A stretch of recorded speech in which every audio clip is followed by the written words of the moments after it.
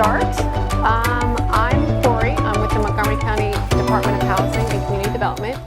It's a county office. I'm basically going to be talking about the county's first-time homebuyers program. What we do to summarize it is basically we help people that can get a mortgage, have a little bit of money saved, just don't have enough saved for all the down payment and closing costs, and that's what the county assists with. The assistance we give is up to $10,000. Applicants are required to put in at least 3% of their own funds. The program I'm going to be talking about is in this brochure which I handed out. This is basically the program brochure, goes over eligibility, criteria, income criteria, and the program terms. How it works is people that are interested in the program, it's an application process. So you would apply to the program through the application. We ask for 2 weeks to hear from the county, whether you're approved, declined, or if we need more information. Now, some of the eligibility criteria are applicants need to be living or working full-time within Montgomery County. One or the other, they don't have to be doing both. They do have to be a first-time home buyer, and the definition of a first-time home buyer is not have owned a home ever, not have owned a home within the most recent 3-year period, or if you owned a home jointly with a spouse or someone, and now due to a divorce, you're now wanting to purchase a home on your first time, that is also considered a first-time home buyer. But it does have to be due to a divorce. What about a question via inheritance? Let's say you heired a home and yet you sold it. That is not a first-time buyer. If your name was on a deed within 3 years, you technically own that home, even if you didn't physically buy it.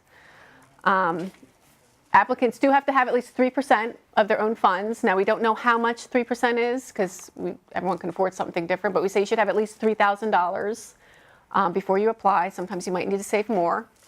And then the income restriction is in the brochure, and it's the higher numbers. It goes by household size. So 2017 numbers haven't come out yet, so this is still 2016, but if you're under the higher numbers, that would be income qualified. And credit-wise, we just require clean credit for the most recent 12-month period. That means no lates for 12 months. If you have an open collection account, that just needs to be paid off. You don't have to wait a full 12 months for that, but as long as you're credit-worthy, then you can go ahead and apply. Yes? Did you say, as long as we don't have, okay, what if we have bad credit and it's not going to fall off for 7 years? Does that count? It could, depending on what the credit is. Credit cards?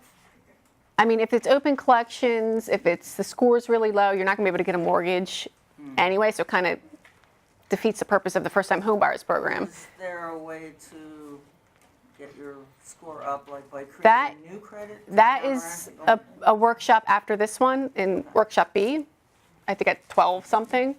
And she's going to talk about all about credit scores and improving that. So if I do get someone with a credit that's not going to qualify, we refer them to Genesis Housing to help them clean up their credit first. And then they can come back to us. What were you saying about the 3% down?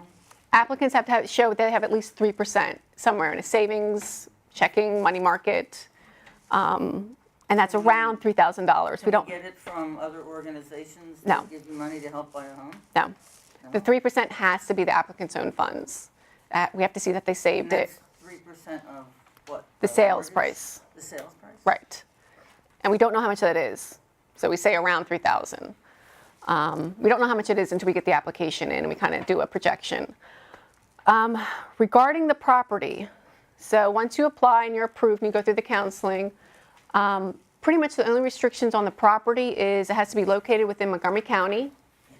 It has to be a single-family residence, which means it can't be like a duplex or triplex, townhomes, condos, twins, all those are fine. And it must pass inspection. The county doesn't come out and inspect. You hire your own inspector, and your inspector fills out what's called a housing quality standards form. So anything that fails that, we expect the sellers to address, and then it be in passing condition before closing. Now these. Another question. Sorry. That's okay. If we want to buy, say, a duplex and live in one and rent the other out to help pay for the mortgage, can Right. we do that? Not with this program. It can't be an income-producing property. It has to be single-family residence. So like properties that are like 2 or 3K, I don't know if you know that type of product that need a lot of rehab work, they're not eligible for this program. Now, the terms of the county lien is it's up to $10,000, and it gets placed as a 15-year silent second, we call it. So that means there's no payments due on it. It sits there for 15 years. Should you live in the property for 15 years, it turns into a grant. If you decide to move or sell before the 15 years, it would be due back in full, but no interest. So we're basically calling it an interest-free loan if you don't stay there the full 15 years. I think that's it for the program. I tend to go through this pretty quickly, though. Are there any questions? I know I kind of went through that quick. Yeah, I understand what you just said. Oh. How about the 15-year? We place a lien, we place a mortgage on the property, but it's called a silent second because you're not paying on it. There's no monthly payments due on it. I'm sorry, could you speak louder, please? It's a 15-year mortgage. I can't really speak too much louder. I've been talking all day. Is your mic on? We don't even hear your echo. Oh, no, he has the mic. I'm not, it's not mic for in here. So it's a 15-year lien. You have to live there for 15 years. And then you don't owe any of the $10,000 back. Should you decide to move within the first 15 years, you would owe it all back, no interest. Does that make sense? So your company gives, the grant is $10,000 Just for the closing costs. just for closing? Just for the closing costs is what we assist with. Okay. Yes. $10,000 for closing costs? It can be less. It can be less than 10,000. Determine what it is. It's whatever the applicant needs. So if they don't need the full 10,000, then we record 9,000 and we take the $1,000 back. But we cap it off at 10,000. Is closing costs based on a percentage of the sale of the house? It can How much be. costs? Closing costs, I don't know if anyone knows what closing costs are. They're costs in addition to purchase a property, the same way if you buy a pair of pants online, the pants might cost $40, but then you have to pay tax, shipping and handling and processing fee. So closing costs are the taxes, the shipping, the handling fee. But because the purchase price is so big, closing costs tend to be very high. So there's transfer taxes, there's mortgage fees you have to pay, there's title insurance fees you have to pay, recording fees to record the mortgage, and that's closing costs. So they can be substantial. And that's over and above the purchase price. And that's what the county assists with, is that closing costs that usually the buyer has to pay. Sometimes they can ask for a seller's assist, which will help with a little bit of that. But that's what the county basically covers, that closing costs. Yes. I'm looking at the household income limits. Yes. Who are the qualifying people? If you have children over the age of 18 but are students, Yes, they would qualify, yes. qualify. Right. must they be students or is it? If they're living with you as a dependent, they would be included in the household number. So, and everyone who's going to be living in the house being purchased has to be on the application, whether they're going to be on the mortgage or not, or they have income or not. So that includes children, significant others. They would all be included on the application. And this is just for Montgomery County? This is just for Montgomery County. I also handed out this thing. This is different programs available throughout the county. Norristown Borough one's one just for Norristown Borough, but you have to be buying in the borough. On the back is different counties, the surrounding counties. That's just their contact information. They do all run their own first-time home buyer programs. So, but you have to contact them directly to find out exactly how they are run. Yes. I think you answered it, but I want to make sure. Uh-huh. You said that the Montgomery County grant is only for single homes, it's not for townhouses? Oh, no, it is for townhomes.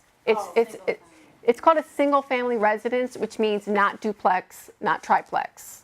Okay, But townhomes, condos, twins are considered a single-family residence, so they're fine. And it's only for if you live or work in Montgomery County, correct? Yes, applicants need to be currently living in the county or currently working full-time in the county at the time of application up until closing because it's county funded. So you have to be doing one or the other. You don't have to be doing both. And obviously you have to purchase in the county. Okay, Sorry if I wasn't talking loud enough, I'm losing my voice. I'm sorry? You're part of the housing authority, right? No, we're housing and community development. So it's not related to the housing? It's not related to the housing. The housing authority's here too today, but we are not the housing authority. Do they work with you? Not really. Another question was you said you could get up to $10,000? Yes. And you have to qualify how? It's an application process. So What are the qualifications? the qualifications are in the brochure. So there's income restrictions, asset restrictions, live or work in the county, be a first-time buyer. Those are the main things.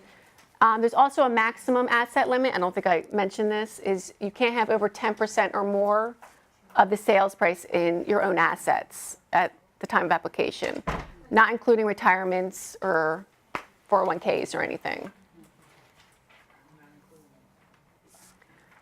All right, is there any questions on that? I do have a table, yes. What means a single house? Like how many bedrooms? Oh, I'm a single mother and two children and one adult. we don't, that's more so has to do with rentals. Oh, okay. So for us, we don't really determine bedrooms, bathrooms. It's you get your own realtor, you find your own house. Oh, okay. Any other questions? I do have a table out there, so if you have additional questions, I'll be there until 3. Okay?